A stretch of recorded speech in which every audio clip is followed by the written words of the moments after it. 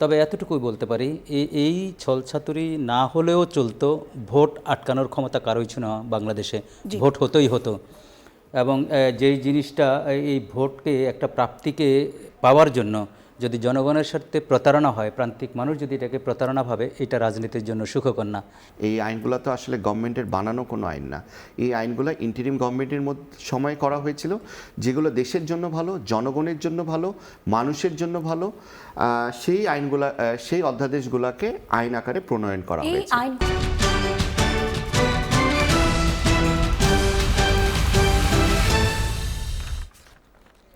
আমন্ত্রণ আপনাদের সবাইকে নতুন বাংলাদেশি দর্শক। সাম্প্রতিক রাজনৈতিক প্রেক্ষাপট তথা ত্রয়োদশ জাতীয় সংসদের প্রথম অধিবেশন, বিচার ব্যবস্থায় স্বচ্ছতা নিয়ে বিতর্ক, গণমাধ্যমের স্বাধীনতা এবং সরকার ও বিরোধী দলের পারস্পরিক অবস্থান সব মিলিয়ে দেশের রাজনৈতিক গুরুত্বপূর্ণ এক সন্ধিক্ষণে। নতুন সংসদের সূচনা যেমন বার্তার আশা দিয়েছে, ঠিক তেমনি কিছু প্রশ্ন উত্থাপন করেছেন আইন প্রণয়নের গতি, গুণগত মান নিশ্চিত হচ্ছে কিনা, সংসদে বিরোধী দলের সক্রিয় অংশগ্রহণ কি দীর্ঘমেয়াদী টেকসই হবে কিনা সে ব্যাপারেও প্রশ্ন ছিল, নাকি এটি কেবল সূচনা লগ্নের একটি ইতিবাচক চিত্র। এই সকল বিষয়গুলো নিয়েই আমরা কথা বলবার চেষ্টা করব। অন্যদিকে আজ বিশ্ব গণমাধ্যম দিবস, একদিকে বিচার বিভাগের সাংবাদিকদের প্রবাসাধিকার সীমিত করার অভিযোগ সংবিধান সম্মত কিনা এ নিয়েও রয়েছে বক্তব্য। এই সব কিছু নিয়ে খোলামেলা আলোচনা করবার জন্য নতুন বাংলাদেশে আপনাদের সঙ্গে রয়েছে আমি জান্নাতুল কলি, এবং আজকে আমাদের স্টুডিওতে উপস্থিত আছেন আমার ডান দিক থেকে ব্যারিস্টার ওমর ফারুক, সম্পাদক প্রার্থী সুপ্রিম কোর্ট বার। তার সঙ্গেই রয়েছেন ব্যারিস্টার মাহফুজুর রহমান মিলন, ভারপ্রাপ্ত সম্পাদক সুপ্রিম কোর্ট আইনজীবী সমিতি। আমন্ত্রণ আপনাদের দুইজনকেই। ব্যারিস্টার ওমর ফারুক, আপনাকে দিয়ে শুরু করতে চাই। আজ পত্রিকার পাতার শিরোনাম পর্ব শুরুতেই স্বরাষ্ট্রমন্ত্রী সংসদে নিজেদের হিপোক্রেসির কথা প্রকাশ করেছেন বলেছেন হাসনাত আব্দুল্লাহ। প্রসঙ্গ হচ্ছে, সংসদে স্বরাষ্ট্রমন্ত্রী স্বীকার করেছেন সরকার গণভোট নিয়ে দ্বিমুখী অবস্থানে ছিল, শুধুমাত্র নির্বাচনের জন্যই নাকি তখনকার সিদ্ধান্ত মেনে নিয়েছিল। সংসদে দাঁড়িয়ে নিজেদের হিপোক্রেসি জাতির সামনে প্রকাশ করেছেন তিনি। এরপরে আখতার হোসেনের বরাত দিয়ে আরও একটি শিরোনাম, বিএনপি আর সংস্কার চায় না। আখতার হোসেন বলেছেন, ক্ষমতার বাহানায় বিএনপি সরকার আর সংস্কার করতে চায় না, তারা ক্ষমতার নিরঙ্কুশ উপভোগ করতে চায়। অন্যদিকে মির্জা ফখরুল ইসলাম আলমগীর বলেছেন, দেশকে অস্থিতিশীল করতে চায় 11 দলীয় জোট। প্রথম সংসদের অধিবেশন শেষ হলো, রাজনৈতিক অবস্থান আমরা দেখলাম, পারস্পরিক এই যেই কথার লড়াই এবং এখন যেই জায়গায় এসে দাঁড়িয়েছে, একদিকে সরকার দলীয় জোট বলছে যে বিরোধী দল অথবা দেশকে অস্থিতি করতে চায় 11 দলীয় জোট, অন্যদিকে বিরোধী দল যারা আছে তারা আবার বলছে সরকার হিপোক্রেসি। আপনি বলবেন কিনা যে এই অবস্থা থেকে সাধারণ মানুষের কাছে কি বার্তা যায় রাজনৈতিক অঙ্গন থেকে? জি, ধন্যবাদ। প্রথমেই এটি সুখকর চিত্র হলো যে জাতীয় সংসদে ডিবেট হবে, ওখানেই বুদ্ধির লড়াই হবে, ইনফরমেশনের আধিক্য থাকবে, প্রাধান্য থাকবে। তো সেদিক থেকে আমি মনে করি যে একটা স্বস্তির জায়গা, একটা ভালোর জায়গা, এবং যাদের কারণে আমরা এই পার্লামেন্টটা পেয়েছি, এই পার্লামেন্টের ডিবেট শুনছি আমরা। আমি প্রত্যেক শুরুতেই আমি স্মরণ করি আমার 71-এ শহীদ হওয়া মুক্তিযোদ্ধা, পঙ্গু মুক্তিযোদ্ধাদের, 90-এ ডক্টর মিলন থেকে শুরু করে যারা শহীদ হয়েছে, 24-এ 1400-1500 শহীদ হওয়া 30,000 পঙ্গুদের আমি স্মরণ করেই শুরু করছি। ওদের কারণে তো এই পার্লামেন্ট।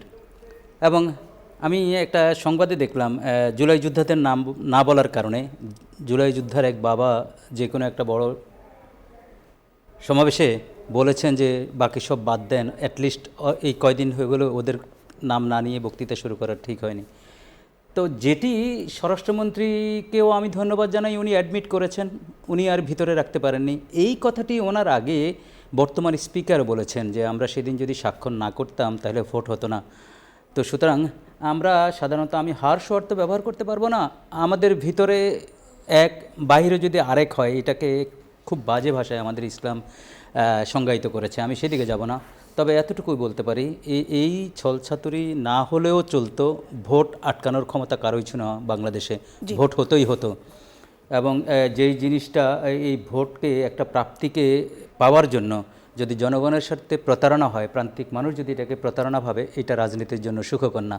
আমরা 54 ইয়ার্সের রাজনীতি দেখেছি, মাঠ দখলের রাজনীতি, রাজপথ দখলের রাজনীতি, এটি হয়ে আসতো যে বড় বড় মিছিল হতো, মিটিং হতো, হরতাল হতো, ভাঙচুর হতো, কতগুলো গাড়ি পোড়াতো, যাচ্ছে তাই বয়ান হতো।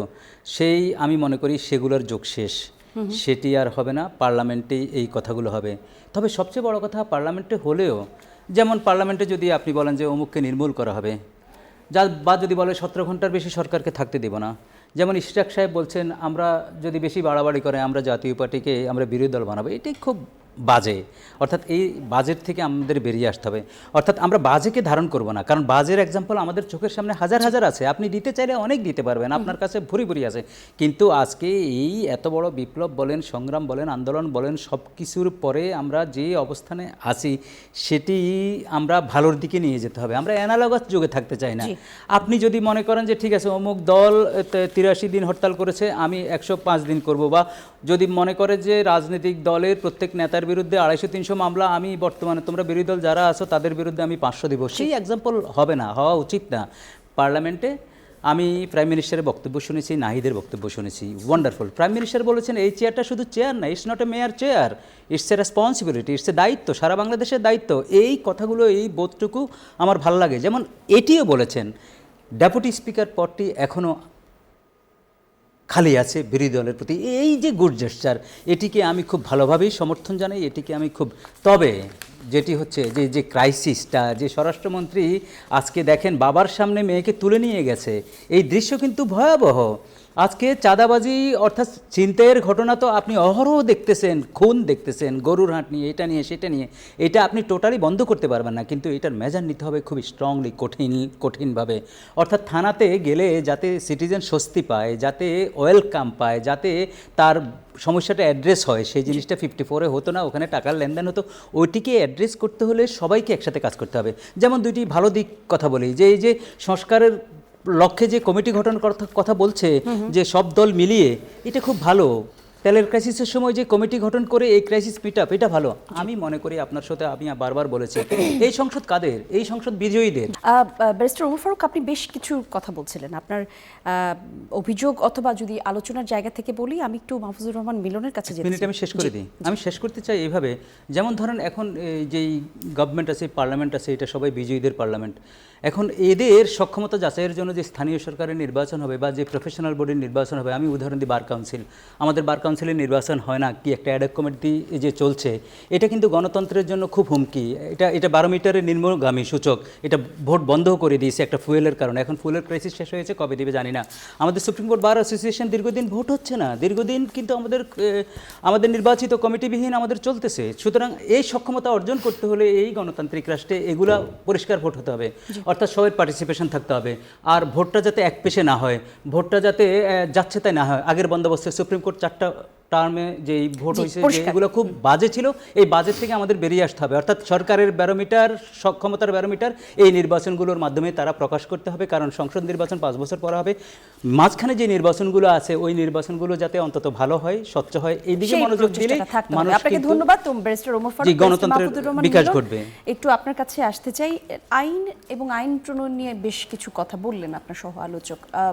25 কার্যদিবসে 94টি বিল পাশ হয়েছে। এই কার্যকারিতাকে আসলে সাধারণ মানুষ কিভাবে দেখবে, যেখানে আলোচনা সমালোচনায় আছে বিরোধী দলের পক্ষ থেকে যে আইন ব্যবস্থাকেও একরকম সরকার কুক্ষিগত করতে চায়, নানা নিয়োগ এবং প্রশাসনের দিকে নিজেদের নিয়োগ দিয়ে নানা রকমভাবে আইন নিজেদের কোর্টে এনে রাখতে চায়, সেই জায়গাগুলো থেকে একটু বলবেন কিনা যে এখন আসলে সংসদের অধিবেশনের পর এই যে কার্যক্রম, এটাকে আসলে কিভাবে মূল্যায়ন করা যায়? না, দেখুন, যে 94টি বিল পাস হয়েছে, এটা তো আসলে সরকার নতুন করে কোনো আইন করে তারপর এই জিনিসটা পাস করেনি, তাই না? এই আইনগুলো অধ্যাদেশ আকারে পূর্বেই ছিল, এই ইন্টারিম গভর্নমেন্টের সময় কিন্তু করা ছিল।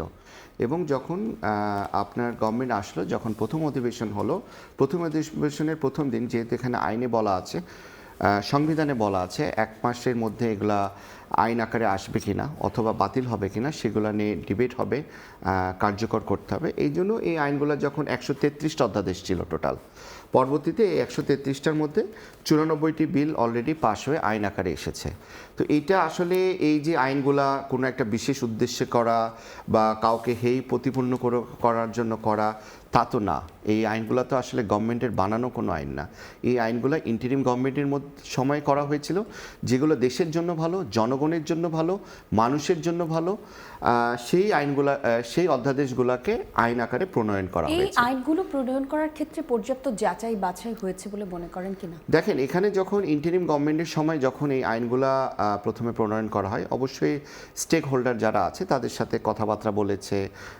আমরা বেশ কিছু যখন আমরা সুপ্রিম কোর্ট বার অ্যাসোসিয়েশনের তরফ থেকে বেশ কিছু আইনে যখন সংস্কারের জন্য কথাবার্তা হচ্ছিল, তখন আমরাও কিন্তু পার্টিসিপেট করেছিলাম।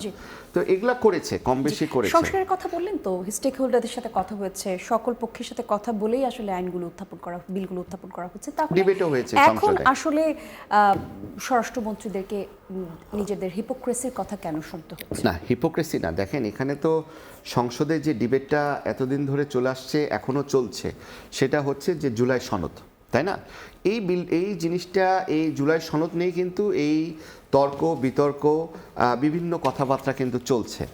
এই চলার ফাঁকে যেটা হয়েছে, দেখেন, গভর্নমেন্টের যে গুড ইন্টেনশন আছে, বিএনপির যে গুড ইন্টেনশন আছে, তার একটা প্রমাণ কিন্তু তারা আবার দিয়েছে। দেখেন, 29শে এপ্রিল তারা কিন্তু মাননীয় আইন মন্ত্রী আসাদ সাহেব কিন্তু সংসদে বলেছে যে আমরা একটা কমিটি করতে চাচ্ছি, যে কমিটির মাধ্যমে এই যে সংবিধান আছে, জুলাই সনদের যে কথাবার্তাগুলো আছে, এই সংবিধানে কিভাবে আমরা এগুলোকে ইনক্লুড করব।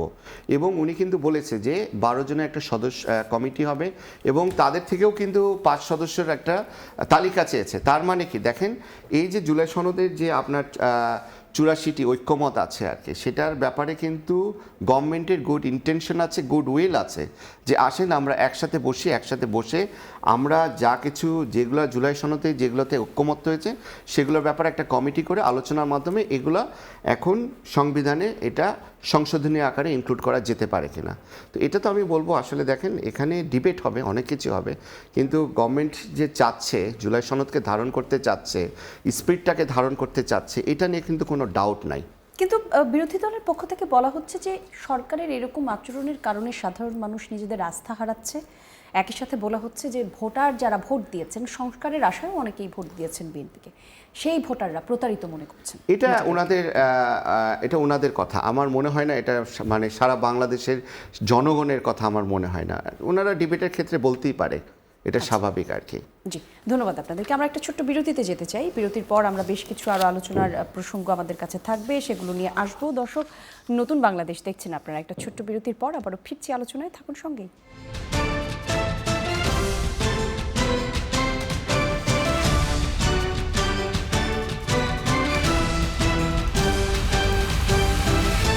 আপনারা দেখছেন নতুন বাংলাদেশ। দর্শক, আমি জান্নাতুল কলি আপনাদের সঙ্গে আছি, এবং আমাদের সঙ্গে আছেন ব্যারিস্টার ওমর ফারুক, আছেন ব্যারিস্টার মাহফুজুর রহমান মিলন। ব্যারিস্টার মাহফুজুর রহমান মিলন, আপনার কাছে একটি প্রশ্ন রাখতে চাই। আজ বিশ্ব মুক্ত গণমাধ্যম দিবস, এবং আজকেই পত্রিকার শিরোনামের যে খবর, সেটি হচ্ছে সুপ্রিম কোর্টের এজলাসে প্রবেশের বাধা, মুখে কালো কাপড় বেঁধে সাংবাদিকদের প্রতিবাদ। জানাবেন, সুপ্রিম কোর্টের এজলাসে সাংবাদিকদের প্রবেশের নিষেধাজ্ঞা মত প্রকাশ এবং তথ্যপ্রাপ্তি অধিকারের লঙ্ঘন কিনা? ধন্যবাদ। আসলে এটা যেটা হয়েছে আর কি, আজকে মুক্ত গণমাধ্যম দিবস, আজকে 3 মে। আসলে এখানে দেখেন, এখানে যেটা হয়েছে যে আমাদের 26তম প্রধান বিচারপতি অনারেবল জাস্টিস জুবাইর রহমান চৌধুরী, উনি 28শে ডিসেম্বরে শপথ গ্রহণ করেছিলেন আর কি। তো উনি আসার পরেই এই এজলাসে সাংবাদিকদের ঢোকার যে ব্যবস্থাটা ছিল, তারা ঐতিহাসিকভাবে বা প্রিভিয়াসলি এবং অনেক মানে আগেও সবসময় কিন্তু এজলাসে ঢুকতো, এবং ঢুকে কিন্তু সংবাদ কালেক্ট করতো তারা, এবং সংবাদ কালেক্ট করে সেগুলো আবার বিভিন্ন জায়গায় ডিস্ট্রিবিউট করতো। তো এটা আগে ছিল। তো হুট করে আসলে এটা বন্ধ করা হয়েছে। এই বন্ধর পিছনেও যে কারণ ছাড়া বন্ধ করা হয়েছে তা না। যেহেতু আমি সুপ্রিম কোর্ট বার অ্যাসোসিয়েশনের ভারপ্রাপ্ত সম্পাদক, আমার কাছে যে কারণটা আমি জানতে পেরেছি, সেটা হচ্ছে যে মাঝে মাঝে যে সংবাদগুলো প্রকাশ করা হচ্ছে, এগুলো আসলে মিসলিড কিছু করা হচ্ছে। হয়তো কোর্ট বলছে একভাবে, এটা সংবাদটা প্রচার করা হচ্ছে আরেকভাবে। বাট এটা যে সবাই করছে তা না। হয়তো গুটি কয়েক হলুদ সাংবাদিকতার কারণে হয়তো বা সবার উপরে এই জিনিসটা চলে আসছে। কিন্তু এখন প্রশ্ন, এই জায়গাতে আবার একটা প্রশ্ন আছে। প্রশ্ন হচ্ছে, যেখানে দেশের সব মানুষ সঠিক বিচারের জন্য যায়, ন্যায়ের জন্য যায়, সেই জায়গা থেকে গুটি কয়েক মানুষদের জন্য বা হলুদ সাংবাদিকদের জন্য সকল সাংবাদিকদের প্রবেশাধিকার? না, অবভিয়াসলি আমি বলছি না যে এটা ঠিক কাজ করেছে বা এটা চলবে বা যুগে যুগে এরকম থাকা উচিত, তা কিন্তু না। আমার মনে হয় যে এটা অচিরে এটা সমাধান হয়ে যাবে। আজকে আমি দেখেছি যে তারা মুখে কালো কাপড় পরে এটা প্রতিবাদ করেছে। তারা এটা বলছে যে এটা আমাদের যে মৌলিক অধিকার আছে, সংবাদপত্রের স্বাধীনতা, ফ্রিডম অফ প্রেস, যেটা আর্টিকেল 39 যেটাতে বলা আছে, ওখানে বলছে যে এটা লঙ্ঘনও হচ্ছে, বলা হচ্ছে। এটা আমি বলবো যে তাদের যে এজলাসে যাওয়ার যে ব্যবস্থা, এটা বা এজলাসে যে সংবাদ কালেক্ট করে, এটা কিন্তু খারাপ না, এটা ভালো। আমি বলছি না তাদেরকে একবারে বার করে দেওয়া হোক, তাদেরকে ঢুকতে না দেওয়া হোক, কারণ এখানে যে মুক্ত গণমাধ্যম বলেন বা অবাধ তথ্য প্রবাহ বলেন, এটা দরকার আছে। মানুষের সংবাদগুলা জানার অধিকার আছে, এগুলো তো ওনাদের মাধ্যমেই সাধারণ মানুষের কাছে যাবে, পৌঁছাবে। তো এটা দরকার আছে। আমার মনে হয় এটা সাময়িক, হয়তো অচিরে এটা সমাধান হয়ে যাবে বলে আমি মনে করি। ইতিমধ্যে তারা বেশ কয়েক দফায় আর কি তাদের এই উদ্বেগ কথা বলেছে আর কি, যে এটা আমাদেরকে যা দেয়া হোক এজলাসগুলোতে যেতে। তো আমার মনে হয় এটা অচিরেই সমাধান হয়ে যাবে। জি, ধন্যবাদ আপনাকে। একটু ভিন্ন প্রসঙ্গে, এই প্রসঙ্গে আপনি কিছু বলতে চান? আমি একটু অ্যাড করতে চাই। আমি আজকে একটা চ্যানেলে আমার ইন্টারভিউটা প্রকাশিত হয়েছে এই ব্যাপারটা নিয়েই। মূলত অ্যাকচুয়ালি জুলাই আগস্ট যে আপরাইজিং বিপ্লব বলি, তখন কিন্তু সাংবাদিকরা দারুণ ভূমিকা রেখেছে। রাইট, এটার সাথে আমি একদম একমত। সুপ্রিম কোর্টে যে অন্যায় অবিচার যা হয়েছে তা নিয়ে দারুণ সব সংবাদ প্রচার করেছে। এক ছিল আমাদেরকে প্রোটেকশনের জন্য যা করার দরকার ছিল তাই করেছে। আমি মনে করি পাবলিক ট্রায়াল হয়, পৃথিবীতে বড় বড় যেই খুনগুলো হয় ওগুলোর পাবলিক ট্রায়াল হয়, এবং টেলিভিশনে পর্যন্ত লাইভ প্রচারিত হয়।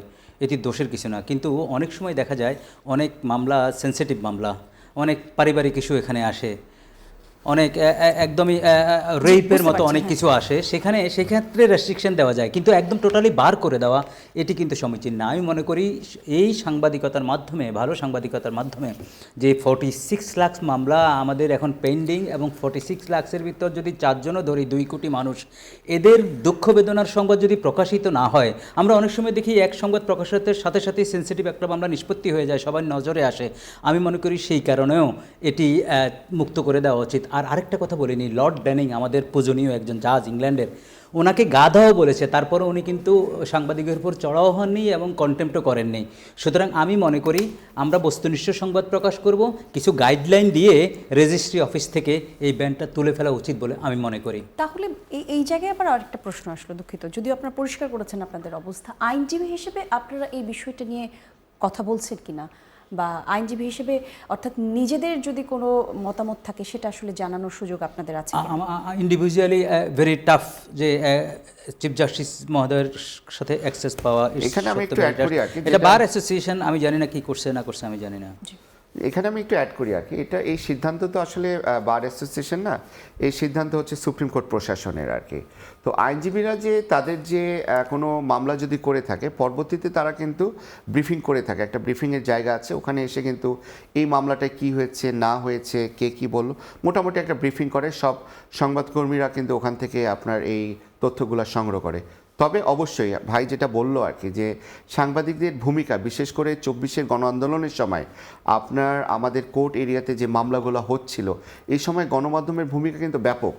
সো আমার মনে হয় এই যে টেম্পোরারি যে এই প্রবলেমটা চলছে বা যে বাধাটা পাচ্ছে, আমার মনে হয় এটা অচিরেই সমাধান হয়ে যাবে। জি, আমাদেরও একই রকম ধারণা। আপনাদেরকে ধন্যবাদ। আমরা আবার একটা ছোট্ট বিরতিতে যেতে চাই, বিরতির পর আরও একবার আলোচনায় ফিরবো। দর্শক, সরাসরি আমরা সম্প্রচারিত হচ্ছি আমাদের সোশ্যাল মিডিয়াতে, চাইলে সেখানেও আপনারা প্রশ্ন রাখতে পারেন। বিরতির পর আবারও ফিরছি।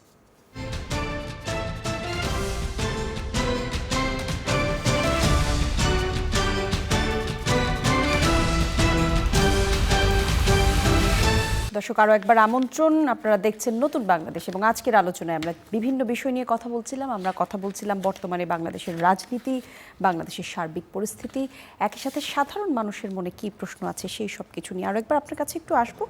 আজকে নানা রকম খবরের ভিড়ে যেই সব খবর আসলে মানুষ আগ্রহ করে দেখে, সেই খবরের মধ্যে একটু আপনাকে পড়ে শোনাতে চাই। খবরটি পড়বো, তবে তার আগে আপনাকে বলি, আইনের শাসন এবং ন্যায় বিচার প্রতিষ্ঠায় বিএনপি দৃঢ় প্রতিজ্ঞ। একই সাথে দলীয় প্রভাব নয়, রাষ্ট্র চলবে আইনের শাসনে বিএনপির প্রতিজ্ঞা এটি। সেই দিক থেকে যখন আমরা এরকম শিরোনাম দেখি, এটা আমাদের সাধারণ জনগণের মনে স্বস্তির বার্তা দেয়। কিন্তু আজকে কুমিল্লায় বিএনপি নেতা কাইয়ুমকে জিজ্ঞাসাবাদ করতে আটক করেছে ডিবি পুলিশ। আর এই ঘটনায় কোতোয়ালি থানা ঘেরাও করেছেন বিএনপি নেতাকর্মীরা এবং শত শত নেতাকর্মীর সমর্থকরা কুমিল্লা মডেল থানা সেটি ঘেরাও করে রাখছেন এবং নেতাদেরকে আটক করেছেন কেন সেই বিষয় প্রসঙ্গে একটু জানতে চাই। এই প্রসঙ্গে এইরকম খবর আমরা যখন দেখি তখন মনে প্রশ্ন জাগে যে সাধারণ মানুষ অথবা তৃণমূলের নেতাকর্মীদের সঙ্গে বিএনপির নীতি নির্ধারণী পর্যায় থেকে তাহলে কোনো গ্যাপ আছে কিনা?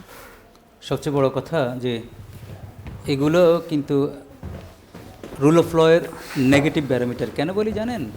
উনি সরকারি দল থাকার কারণে ওই নেতাকর্মীরা থানা ঘেরাও করার সাহস পেয়েছে। যদি বিরোধী কারো ধরতো ওই ধরনের সাহস এবং সক্ষমতা হতো না। এটি যদি প্রশ্রয় দেওয়া হয়, এটি প্রশ্রয় দেওয়া হলে কিন্তু এই যে লোকালি যেই লোকটাকে গ্রেপ্তার করেছে মনস্টার হয়ে যাবে। অর্থাৎ সে বলবে যে আই এম আনটাস্ট, আমি যা খুশি তাই করব, আমি গুন্ডা পান্ডা পালবো, এই গুন্ডা পান্ডার মাধ্যমে আমাকে যদি কেউ টাচ করার চেষ্টা করে তাদের হাড় ভাঙবো, তাদেরকে থ্রেট করব। অর্থাৎ তারপরে থানাগুলো দুর্বল হয়ে যাবে, ওসিগুলো দুর্বল হয়ে যাবে, দারগাগুলো দুর্বল হয়ে যাবে। সুতরাং এগুলো বিএনপিকে শক্ত হাতে দমন করতে হবে।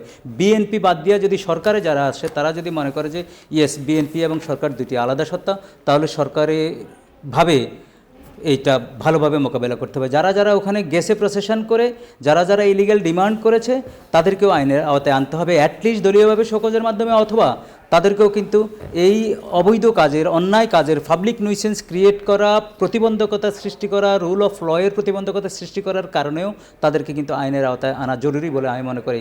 কারণ একটা উদাহরণ দিই, মনস্টার কখন তৈরি হয়? যখন সে আনটাস্ট থাকে, যখন সে অন্যায় করে পার পেয়ে যায়, উল্টা পথে যখন সে রাস্তা চালায়। অর্থাৎ যাকে তাকে ধরে আনবে, ব্যবসায়ী বলেন, অমুক বলেন, তমুক বলেন, চাকরিজীবী বলেন, সবার উপরে সে যখন খবরদারি করবে তখন ধীরে ধীরে সে মনস্টার হয়ে যায়। আমি মনে করি এখনই দমন করা উচিত। আর তা না হলে তারা যে আইনের শাসনের কথা বলতেছে এটা মানুষ বিশ্বাস করবে না, মনে করি যেটা শুধু বলি। আপনি বলবেন যে আজকে এই ঘটনার কারণে শ্রমিক পরিবহন চালকরা শাসনগাছা বাস টার্মিনাল অবরোধ করেছেন। এতে বেশ কিছু সময়ের জন্য সড়ক যোগাযোগ বন্ধ ছিল, সাধারণ মানুষ দুর্ভোগে পড়েছে। এই ধরনের ঘটনায় আসলে সাধারণ মানুষ যে দুর্ভোগ হতে হয়, এখন আসলে ক্ষমতার 2 মাস, সাধারণ মানুষ, বিরোধী দল নানা রকম প্রশ্ন করছে, ব্যাখ্যা করবেন কিভাবে? দেখেন, এটাকে প্রথম দিকে দেখতে হবে এটার ভালো দিক কী, আগে এটাতে আসে। ভালো দিক দেখেন, উনি হচ্ছে যাকে ধরা হয়েছে, ওনার নাম হচ্ছে রেজাউল কাইয়ুম। উনি হচ্ছে সভাপতি কুমিল্লা সদর উপজেলা বিএনপির, এবং উনি ওখানে যে টার্মিনাল আছে সেটা পুরো মোটামুটি নিয়ন্ত্রণ করত। দেখেন, পুলিশ কিন্তু পুলিশের কাজ করেছে এবং পুলিশের কাজ করতে কিন্তু বাধা দেওয়া হয়নি, বলা হয়নি যে তাকে ছেড়ে দাও। তাকে অ্যারেস্ট করা হয়েছে, তার মানে কি আইনের শাসন দেশে কিন্তু আছে। এই যে নেতাকর্মী যা ঘেরাও করলো থানা, এখানে কি বিএনপির উচ্চ পর্যায় থেকে বলেছে তোমরা যাও এখন নেতাকর্মীরা তোমরা থানা ঘেরাও করো, তাকে বের করে নিয়ে আসো? না। কিন্তু ব্যারিস্টার ওমর ফারুক যেটা বললেন যে দল ক্ষমতায় থাকার কারণে এইরকম, এটা অবশ্যই এটা একটা নেগেটিভ সাইড। এই যে যারা নেতারা আছে আর কি, তারা যখন কর্মীদেরকে ইউজ করছে এই পারপাসে, এটা ঠিক না। কিন্তু নেতারা যখন এই পারপাসে ইউজ করছে, তার মানে এটা দল যে সাপোর্ট করছে সেটাও তো না। এখানে তো তাকে বের করার জন্য এই যে অবরোধ করছে, আপনার ওখানে বাস চলাচল করেনি, এটা কারা করেছে? তার ফলোয়াররা করেছে। এই তার ফলোয়াররা এই জিনিসটা করেছে, কিন্তু এটাতে ধরে নেওয়া যাবে না যে বিএনপি বলছে বাস চলাচল বন্ধ করে দাও। তবে অবশ্যই এই যে যারা চাঁদাবাজির সাথে যুক্ত আছে, তারা যদি বিএনপিরও কেউ হয়, অবশ্যই তাদেরকে আইনের আওতায় আনা উচিত বলে আমি মনে করি। আর দেশে আমি একটু আরেকটু অ্যাড করি আর কি, যে দেশে যে আইনের শাসন নাই বলা হচ্ছে বা আইনের শাসনের কি অবস্থা এটা জানতে যাচ্ছেন। দেখেন, দেশে কিন্তু আইনের শাসন যে নাই তা না, দেশে কিন্তু আইনের শাসন চলছে। এখন কিন্তু দেখেন কোর্ট কাচারিতে আমরা দেখেছি যে অনেক সময় এই 24শে গণ আন্দোলনে অনেক সময় ইনোসেন্ট মানুষদের নামেও কিন্তু মামলা দেওয়া হয়েছে। এগুলো কিন্তু এখন বেল পাচ্ছে, জামিন পাচ্ছে। ইন্টারিম গভর্নমেন্টের সময় পায়নি, কিন্তু এখন বিএনপি যখন গভর্নমেন্ট আসলো 12 তারিখে নির্বাচনের পরে, ফেব্রুয়ারির পরে, এখন কিন্তু তারা যারা ইনোসেন্ট তাদেরকে কিন্তু জামিন দেওয়া হচ্ছে। আপনি দেখেন কিছুদিন আগে শিরিন শারমিন চৌধুরী, সাবেক স্পিকার, তাকে অ্যারেস্ট করা হয়েছিল, উনাকে কিন্তু জামিন দেওয়া হয়েছে, উনি মুক্ত বাতাসে। তাহলে দেখেন, এটা কি অন্য সময় আপনি ফ্যাসিস্ট আমলে এটা কল্পনা করতে পারতেন যে একজনকে অ্যারেস্ট করা হলো, একজন স্পিকার, তাকে সাথে সাথে কিন্তু আবার আইনের আশ্রয় নিয়ে উনি জামিনটা পেয়েছে? তো এটাকে প্রতিবন্ধকতা কিন্তু করা হচ্ছে না। তো আইনের শাসনটা আরও, আমরা আশা করছি যে আইনের শাসনটা সামনে আরও ইমপ্রুভ হবে বলে আমরা আশা করছি। জি, ধন্যবাদ আপনাকে। একটু বলবেন যে বর্তমানে দেশের সার্বিক যে পরিস্থিতি, আইনের অবস্থা অথবা রাজনৈতিক যে প্রেক্ষাপটে আমরা দাঁড়িয়েছি, তৃণমূলের সঙ্গে বিএনপির সংযোগের কোনো গ্যাপ দেখছেন কিনা, অথবা তৃণমূলকে সঠিক বার্তাটা বিএনপি দিতে পারছে কিনা? দেখেন, আপনার অবজারভেশন কি? অবজারভেশন তো ভেরি পরিষ্কার, ভেরি ক্লিয়ার, যে আমরা যেই বাস স্ট্যান্ড বলেন, ট্রাক স্ট্যান্ড বলেন, পরিবহন বলেন, আগের বন্দোবস্তে যে চাঁদাটা ছিল, অনেক ক্ষেত্রে আমরা সংবাদে পাই যে এটা আরও বৃদ্ধি পেয়েছে, যেহেতু নতুন নতুন হাত এসেছে। সেটি তো বন্ধ হয়নি। কারণ বাজার নিয়ে আপনারা কত রিপোর্ট করেছেন। এই কয়দিন আগে সাংবাদিক হাবিব কারণ বাজারের চাঁদাবাজি নিয়ে রিপোর্ট করেছে, গত পরশু সম্ভবত সে লাঞ্ছিত হয়েছে, আপনাদেরই সংবাদকর্মী। আজকে যে বিভিন্ন সেক্টর বলেন, ইভেন এই যে ফুয়েল নিয়ে যে তেলস্মতি, যে মজুদদারি বলেন, যে এটা মিসম্যানেজমেন্ট বলেন, যা যা কিছু হচ্ছে বলেন, যাদেরকে ধরছে তাদের রাজনৈতিক পরিচয় আমরা জেনেছি, আমরা পাচ্ছি সংবাদের মাধ্যমে। সুখকর না। অর্থাৎ তৃণমূলের যেই নিয়ন্ত্রণ করার কথা মিনিমাম, সেই মিনিমাম নিয়ন্ত্রণেও কিন্তু এখনও বিএনপি ওই সক্ষমতায় পৌঁছতে পারেনি। তাদের একজন মহিলা এমপি আজকে শপথ নিয়েছে, উনি বলেছে চাঁদাবাজি অনেক ভালো জাকাত থেকে। অর্থাৎ আমরা বাজের সাথে বাজের তুলনা করি, অর্থাৎ জামাতকে উনি বলছে তারা জাকাত খায়, তারা ফেতরা খায়, আর এর থেকে ভালো চাঁদাবাজি করা। এই যে এই ধরনের বয়ানগুলো আসে, এতে তারা এনকারেজড হয়। অর্থাৎ লোকালি যারা আছে তাদেরকে যে দমন করার কথা, নিয়ন্ত্রণে আনার কথা, কন্ট্রোলে আনার কথা, সেটা না করে ওই যে বিভিন্ন সময় সভাপতি সেক্রেটারি যারা আছে তারা এদেরকে আশ্রয় প্রশ্রয় দেয়, যাতে বড় মিছিল তারা করতে পারে, নেতা আসলে যাতে তাদের নামে তালি দিতে পারে বড় করে। অর্থাৎ এই বন্দোবস্তের থেকে আমরা এখনও বেরোতে পারিনি, বেরোনোর চেষ্টাও হচ্ছে না বলে আমি মনে করি। যেমনটি ধরেন, যদি এগুলো কন্ট্রোল হতো তাহলে কিন্তু আমি আবার উদাহরণ দিয়ে বলি, এই যে বাবার সামনে মেয়েটাকে ধরে নিয়ে গেছে, বাট আমি সাথে সাথে পুলিশকেও ধন্যবাদ জানাই, তারা তাড়াতাড়ি করে ওটা গ্রেপ্তার করেছে। যেমন আমি বলতেছি যে সক্ষমতা যে কিছু অর্জন করেনি তা তো না। আমি মনে করি যে আইনশৃঙ্খলা বাহিনী এখন যে তথ্য প্রযুক্তির যুগ আসছে, তড়িৎ গতিতে যদি ইচ্ছা থাকে তাদের, এবং যদি তাদের এই সক্ষমতা আছে তারা ধরার, আমি মনে করি এখনই মক্ষম সময়। কারণ অ্যাবসলিউট মেজরিটি নিয়ে আসলে সরকার দানব হয়ে যায়, এটা গত 54 বছরে দেখেছি। আমি আশা করব এই সরকার সেই পথে হাঁটবে না, দানব হবে না। কিন্তু এগুলো যদি অ্যাড্রেস না করে, গ্রামে গঞ্জে টেম্পু বলেন, বাস স্ট্যান্ড বলেন, অর্থাৎ আড়ত বলেন, এখানে যদি চাঁদাবাজিটা যদি আমি বলি একদম নির্মূল না, কন্ট্রোলে যদি না আনতে পারেন, তাহলে কিন্তু লোকালি মনেস্টার হবে। লোকাল মনেস্টার হলে বিভিন্ন এমপিরা মনেস্টার হবে, উপজেলা চেয়ারম্যান মনেস্টার হবে, ইউনিয়ন পরিষদের চেয়ারম্যান মনেস্টার হবে, এবং হতে হতে তখন অনাস্থার জায়গা হবে। এবং অ্যাবসলিউট মেজরিটির যে পরিণতি আমরা দেখেছি গত 17 বছরে, এই পরিণতির দিকে যদি যায় তাহলে পুরা জাতি ক্ষতিগ্রস্ত হবে, সাধারণ মানুষ ক্ষতিগ্রস্ত হবে। আমি কনসার্ন অ্যাবাউট সাধারণ মানুষ, আমি কনসার্ন অ্যাবাউট যে আজকে একটা কথা আছে, আমি আপনাকে উদাহরণ দিই, ছোট্ট একটা ফটো কার্ডে আমি দেখেছি যে চায়না জাপান তারা বসবাস করে 2060 সালে, রেস্ট অফ দ্য ওয়ার্ল্ড বসবাস করে 2026 to 2027। We the Bangladesh, we people now belongs to 70-71। পৃথিবীতে আর কোনো দেশ নাই তাদের এই স্বাধীনতার জাতির পিতা নিয়ে এত ডিবেট কোনো দেশ করেনি, ইভেন জাতিগত বিভেদের কারণে, ইনক্লুডিং ইন্ডিয়া এবং পাকিস্তান। আমরা প্রত্যেক সময় আসলে 70-71 নিয়ে এমন ভাবে পড়ে থাকি, ইতিহাসের অ্যাকসেপ্টেন্সের কারণে আমরা পড়ে থাকি, আমরা এর থেকে বেরোতে পারি না। আমরা যে মর্যাদা যাতে যতটুকু দেওয়ার কথা সেটা নিয়ে টানা একদম শেষ পর্যায়ে চলে এসেছে। একটু আমি মাহফুজুর রহমান মিলন আপনার কাছ থেকে একটা ছোট্ট সামাপ আসলে জানতে চাই। ক্ষমতায় গেলে যারা ক্ষমতাবান তারা মনস্টার হয়ে যান, আপনার সহ আলোচক বলল। একই রকম কথা আক্তার হোসেনও আজকে বলেছেন ক্ষমতার বাহানায় বিএনপি সরকার এখন আর সংস্কার করতে চায় না, ক্ষমতার লোভেই তখন সংস্কারের কথা বলেছিল। এই রাজনৈতিক অবস্থান থেকে আমরা আসলে কি বার্তা পাই? না, আসলে দেখেন, মনস্টারটা কখন হয়? মনস্টার তখন হয় যখন বিএনপি বা যে কোনো দল যেটাই বলেন না কেন, যখন একনায়তন্ত্র শুরু করে তখনই কিন্তু মনস্টারটা হয়, এবং তাদেরকে টেনে ধরার ওরকম শক্তিশালী কোনো বিরোধী পক্ষ থাকে না, ওকে, অথবা তাদের কোনো কনসাইন্স থাকে না যারা একনায়তন্ত্র করছে আর কি। দেখেন, এই 17 বছরে আমার মনে হয় আমরা সবাই শিক্ষা নিয়েছি, এবং বিএনপির উচ্চ পর্যায়ের নেতাকর্মী যারা আছে তারাও মনে হয় এই সকল বিষয়ে অবগত, যে আসলে আমরা মনস্টার হয়ে যাব, একনায়তন্ত্র কেমন করব, আমরা টিকে থাকবো, এটা না। আমার মনে হয় যে সামনে ইনশাল্লাহ ভালো একটা সময় আসবে, ভালো সময় দেখতে পাবো। বিএনপিকে কাজ করার সুযোগ দিতে হবে, নতুন গভর্নমেন্টকে কাজ করার সুযোগ দিতে হবে। আমরা একটা নতুন সুন্দর বাংলাদেশ চাই, সেই প্রত্যাশা আমাদেরও। ধন্যবাদ আপনাদের দুইজনকেই। দর্শক, নতুন বাংলাদেশ হবে সেই প্রত্যাশা আমাদের সকলেরই। আর নতুন বাংলাদেশে আমাদের সকলের আবেগ, উচ্ছ্বাস এবং দেশের প্রতি যেই আমাদের কর্তব্য, সেই সব কিছু যেন অটুট থাকে, সেই প্রত্যাশায় বিদায় নিচ্ছি আজকে নতুন বাংলাদেশের আয়োজন থেকে।